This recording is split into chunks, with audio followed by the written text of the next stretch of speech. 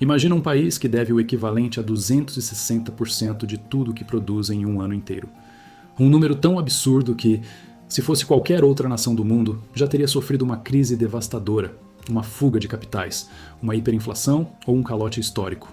Agora imagina que esse mesmo país tem uma das moedas mais estáveis do planeta, juros quase zerados por décadas e investidores do mundo inteiro fazendo fila para emprestar dinheiro a ele. Esse país existe. Se chama Japão. A dívida japonesa é o maior paradoxo da economia global moderna. É o caso que quebra todos os modelos, desafia todos os manuais e envergonha todos os economistas que previram seu colapso. E o colapso nunca veio. Mas a pergunta que os maiores gestores de fundos do mundo estão fazendo agora, em 2026, é: até quando? Hoje você vai entender como o Japão desafia a gravidade financeira, quais são os mecanismos invisíveis que sustentam essa estrutura e quais são os sinais de que o tempo pode estar se esgotando. Se você gosta de entender os bastidores da economia global que a mídia não explica, deixa o seu like. E se inscreve no canal para não perder os próximos episódios sobre as engrenagens que movem o dinheiro do mundo. Agora vamos fundo nessa história. Primeiro, vamos colocar os números em perspectiva para você sentir o peso real do que estamos falando. A dívida pública do Japão hoje supera 9 trilhões de dólares. Para efeito de comparação, o PIB inteiro do Brasil é de aproximadamente 2 trilhões de dólares. Ou seja, o Japão deve o equivalente a 4 Brasis inteiros. A relação dívida-PIB do Japão está em torno de 260%. Para você ter uma referência, a Grécia quebrou em 2010 com uma dívida de 130% do PIB. A Argentina entrou em colapso várias vezes com números muito menores. Os Estados Unidos, que vivem sob constante debate político sobre o teto da dívida, estão em torno de 120% do PIB, e isso já causa pânico nos mercados americanos. O Japão tem o dobro disso, e ninguém entra em pânico. Por quê? A primeira chave para entender o paradoxo japonês está em quem é o credor. E aqui mora a diferença fundamental entre o Japão e países que quebraram com dívidas menores. Mais de 90% da dívida pública japonesa é detida por japoneses. Bancos japoneses, seguradoras japonesas, fundos de pensão japoneses e, acima de tudo, o próprio Banco Central do Japão, que hoje detém sozinho mais de 50% de todos os títulos do governo japonês. Isso muda tudo. Quando um país deve para estrangeiros, está vulnerável. Se os investidores externos perdem a confiança, vendem os títulos, a moeda despenca, os juros explodem e o colapso se autoalimenta. Foi exatamente isso que aconteceu com a Argentina, com a Turquia, com o Zimbábue. Mas quando você deve para si mesmo, a dinâmica é completamente diferente. O governo japonês emite um título. O Banco Central japonês compra esse título com ienes que ele mesmo cria. O dinheiro fica circulando dentro do sistema japonês. Não tem fuga de capital para o exterior, porque o credor e o devedor vivem na mesma casa. É como se você debitasse da sua conta poupança para pagar a sua conta corrente. A dívida existe no papel, mas o dinheiro não saiu do seu bolso. O segundo mecanismo que sustenta o impossível japonês é a deflação crônica que assombrou o país por décadas. Enquanto o resto do mundo luta contra a inflação, o Japão passou os anos 1990, 2000 e 2010 inteiros tentando criar inflação e falhando. Os preços simplesmente não subiam. Em alguns anos, chegaram a cair. Isso pode parecer bom para o consumidor no curto prazo, mas para uma economia e para uma dívida pública, é devastador de outra forma. Quando não há inflação, não há pressão para subir os juros. E juros baixos significam que o custo de carregar uma dívida gigantesca é mínimo. O Banco Central do Japão manteve os juros básicos em zero ou negativos por quase 3 décadas consecutivas. Isso significa que o governo japonês se financiava praticamente de graça. Emitia títulos com juros de 0,1%, 0,2%. O serviço dessa dívida astronômica custava proporcionalmente muito menos do que custaria para qualquer outro país. Para ilustrar, um país emergente com 260% de dívida PIB, pagando 8% de juros ao ano, seria destruído rapidamente. O Japão, com os mesmos 260%, pagando 0,5% de juros, consegue sobreviver.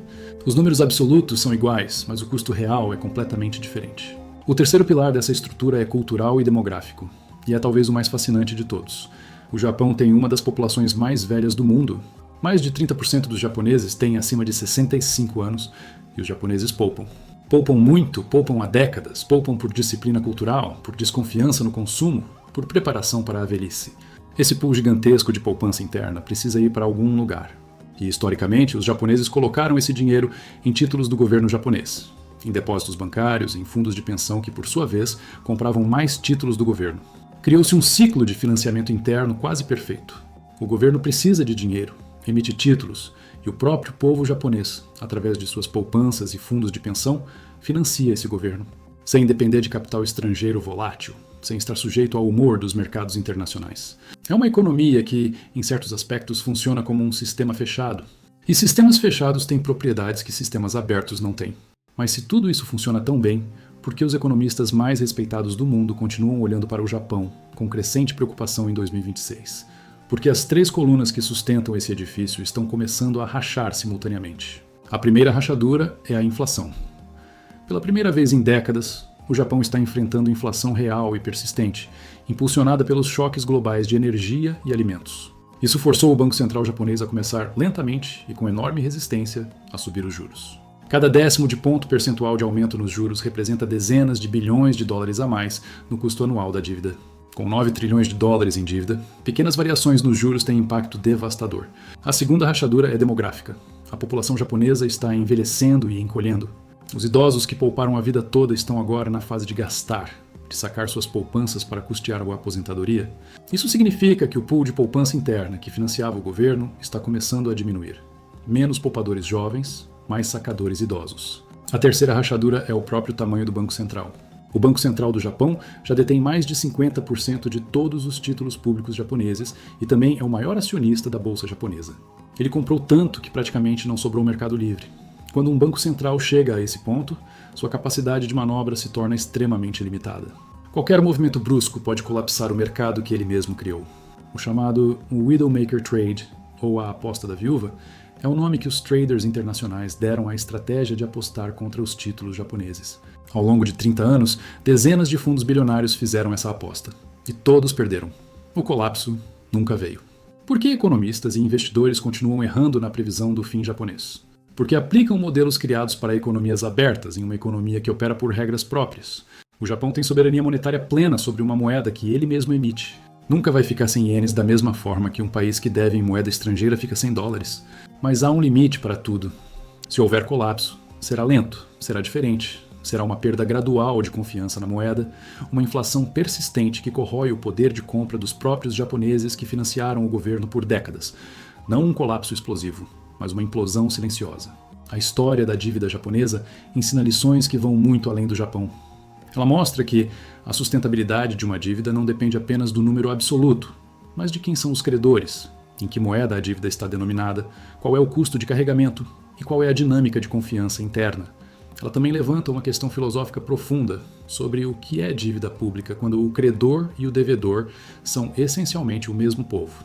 E ela serve de alerta para qualquer país que acredita que pode empurrar indefinidamente para frente os custos de suas escolhas fiscais. O Japão provou que é possível sobreviver muito mais tempo do que qualquer modelo previu. Mas também está provando, agora em 2026, que a gravidade financeira não foi abolida, apenas adiada. O Japão é o experimento econômico mais longo e mais ousado da história moderna. Um laboratório vivo, onde as regras convencionais foram suspensas por décadas, e o resultado ainda está sendo escrito. Será que o Japão vai encontrar uma saída elegante, reduzindo gradualmente sua dívida através de crescimento e inflação controlada? Ou será que estamos assistindo ao início lento de um colapso que vai redefinir a economia global quando finalmente acontecer? Você acha que o modelo japonês é sustentável? Ou é apenas uma bomba relógio com um timer muito longo? Me conta nos comentários. Se esse vídeo te fez enxergar a economia de um ângulo que você nunca tinha considerado, deixa o seu like, compartilha com quem gosta de entender o mundo além das manchetes e se inscreve para continuar essa jornada. Valeu por assistir e até o próximo vídeo.